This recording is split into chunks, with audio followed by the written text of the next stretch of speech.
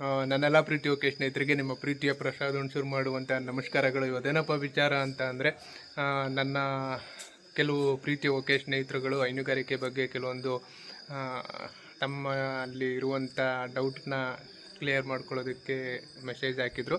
ಅದಕ್ಕೆ ಸಂಪೂರ್ಣವಾಗಿ ನಾನು ವಿಡಿಯೋ ಮೂಲಕ ಮಾಹಿತಿನ ತಿಳಿಸೋಣ ಅಂತ ಅಂದ್ಕೊಂಡಿದ್ದೀನಿ. ಬಟ್ ಒಂದು 4-5 ದಿನ ಕೆಲಸದ ಒತ್ತಡದಿಂದ ಮಾಡೋದಕ್ಕಾಗ್ತಿಲ್ಲ. ಖಂಡಿತವಾಗ್ಲೂ ಇನ್ನೊಂದು 4-5 ದಿನ ಬಿಡುವು ಮಾಡಿಕೊಂಡು ಈ ಮುದ್ದಾದ ಕರುಗಳನ್ನ ಯಾವ ರೀತಿ ಬೆಳವಣಿಗೆ ತುಂಬ ಚೆನ್ನಾಗಿ ಬರೋ ಥರ ಸಾಕೋದು ಮತ್ತು ಯಾವ ರೀತಿ ಕರುಗಳನ್ನ ಸೆಲೆಕ್ಟ್ ಮಾಡ್ಕೊಳ್ಳೋದು ಅಂತ ತಿಳಿಸ್ಕೊಡ್ತೀನಿ.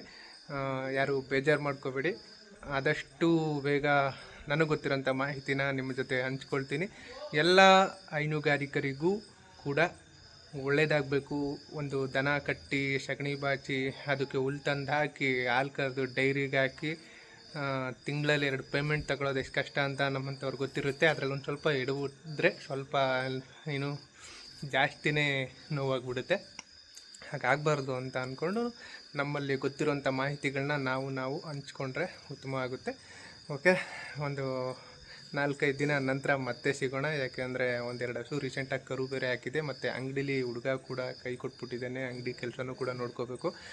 ಒಂದು ಹುಡುಗ ಕೆಲಸಕ್ಕೆ ಬೇಕಾಗಿದೆ ಅಂತ ಒಂದು ಸ್ವಲ್ಪ ದಿನದಿಂದ ಇನ್ಸ್ಟಾಗ್ರಾಮಲ್ಲಿ ಹಾಕಿದ್ದೆ. ಒಂದು 5-6 ಜನನೇ ಬರ್ತೀನಿ ಅಂತ ಅಂದ್ಬಿಟ್ಟು ಕಾಗೆ ಹಾರಿಸ್ಬಿಟ್ರು. ಏನೂ ಮಾಡೋಕ್ಕಾಗಲ್ಲ, ನಮ್ಮದನ್ನು ನಾವೇ ಕೆಲಸ ಮಾಡ್ಕೋಬೇಕು. ಸಿಗೋಣ ಮತ್ತು ನನಗೋಸ್ಕರ ಪ್ರೀತಿಯಿಂದ ವೆಯ್ಟ್ ಮಾಡ್ತಾಯಿರಿ. ಇಷ್ಟ ಆದರೆ ಲೈಕ್ ಮಾಡಿ, ಇನ್ನೂ ಇಷ್ಟ ಆದರೆ ಫಾಲೋ ಮಾಡಿ, ತುಂಬ ಇಷ್ಟ ಆದರೆ ಒಂದು ಕಮೆಂಟ್ ಹಾಕಿ.